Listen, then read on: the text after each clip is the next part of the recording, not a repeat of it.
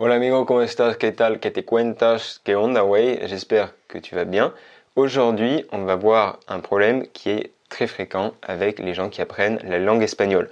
Peut-être que c'est ton cas, peut-être que tu passes déjà plusieurs années donc à apprendre la langue, à étudier de différentes façons, et peut-être que malgré ça, tu as le problème dont je vais te parler, c'est-à-dire tu es incapable de vraiment parler la langue.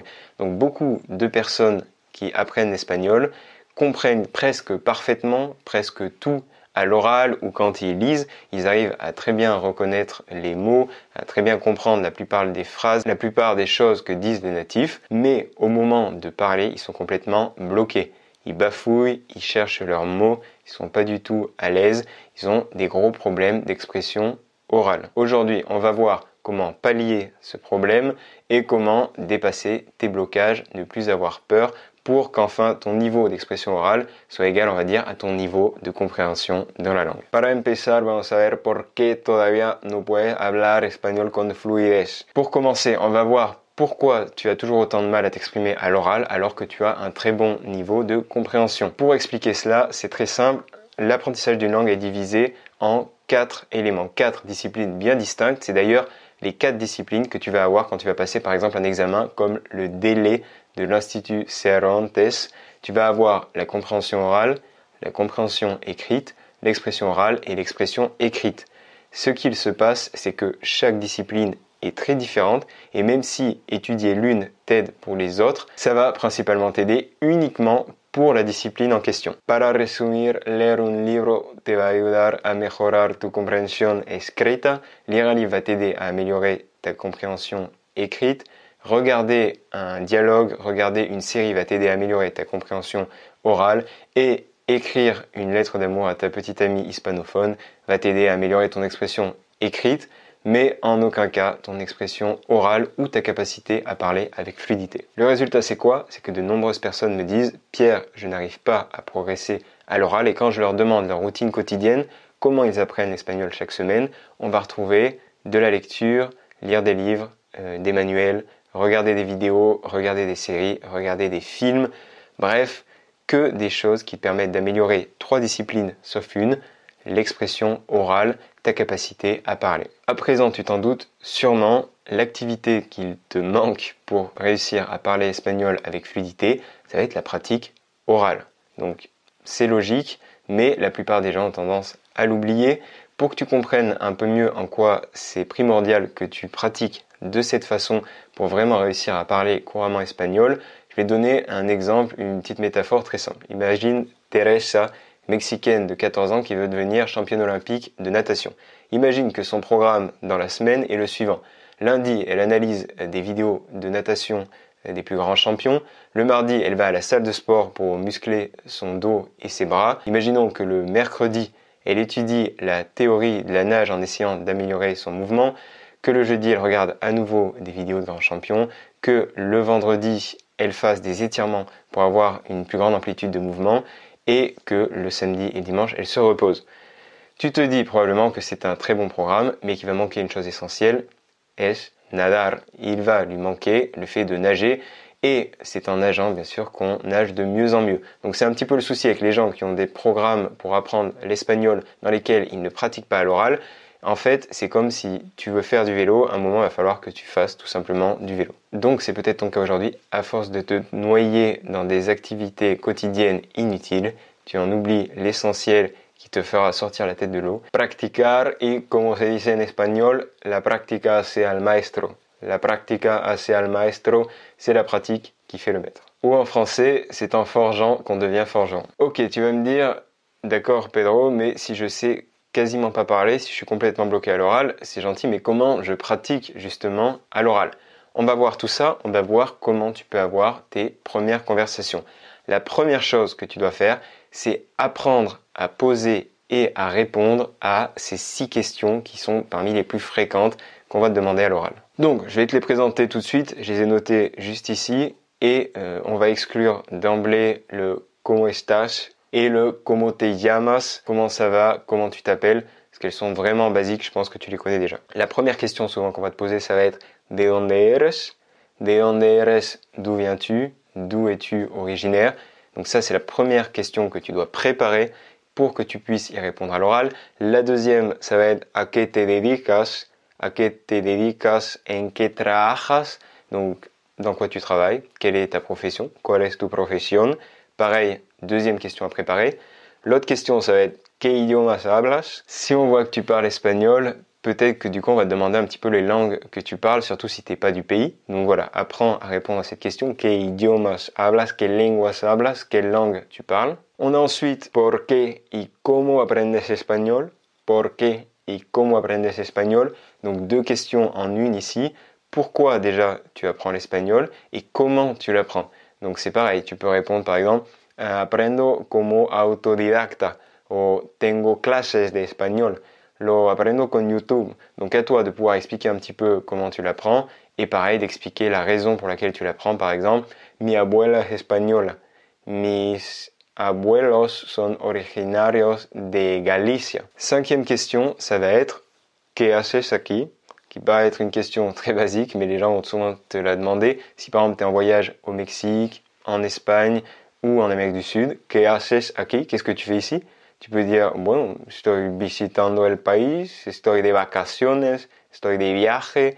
À toi d'expliquer les raisons pour lesquelles tu es sur place, que ça puisse être pour le travail, si tu fais un tour du monde, ou encore si tu es simplement en vacances pour 2 semaines.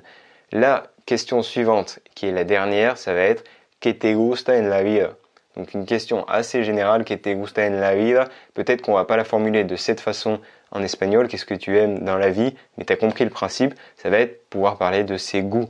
Parler de ses goûts, ça va être quoi? Tus pasiones, tus actividades, tus aficiones.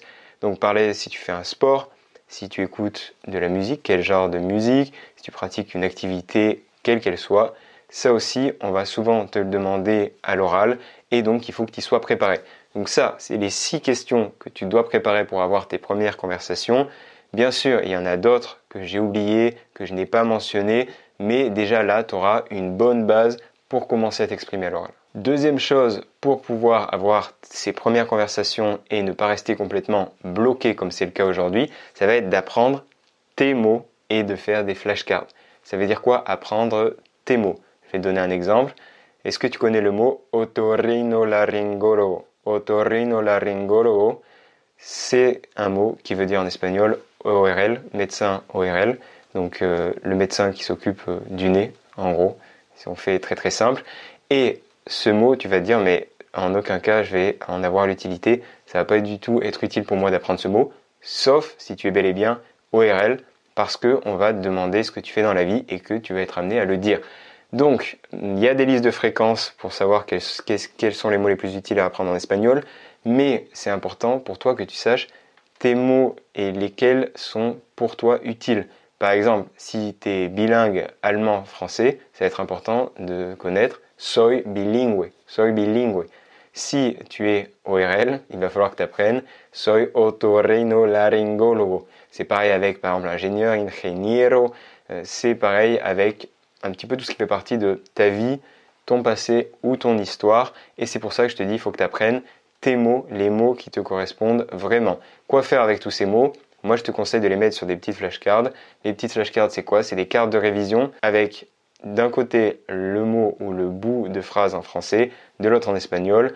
Et petit à petit, en fait, quand tu as la phrase en français, tu dois essayer de deviner la traduction en espagnol. Qu'est-ce qu'une flashcard? C'est une carte, recto, verso, sur laquelle tu vas marquer ce que tu veux retenir. Au recto, ce que tu veux retenir. Au verso, la réponse. Comme je te le disais, ce qui est génial, c'est qu'il est possible de faire des flashcards pour absolument tout. Donc tu regardes ensuite la réponse. Si c'est bon, tu mets la carte de côté. Si c'est pas bon, tu la remets dans ton paquet. Et tu peux étudier comme ça jusqu'à ce que tu mémorises parfaitement le vocabulaire. Ces cartes, elles peuvent être écrites au format papier, mais ça peut être des cartes virtuelles. C'est notamment les cartes, ces flashcards qu'on utilise sur les programmes, par exemple Espagnol Express pour maîtriser les bases de l'espagnol en 30 jours, ou sur le programme Sueño Latino pour parler espagnol avec fluidité en 8 semaines. On passe à présent à la troisième chose pour pouvoir avoir tes premières conversations et te débloquer à l'oral, ça va être trouver un correspondant avec qui pratiquer, trouver un partenaire particulier.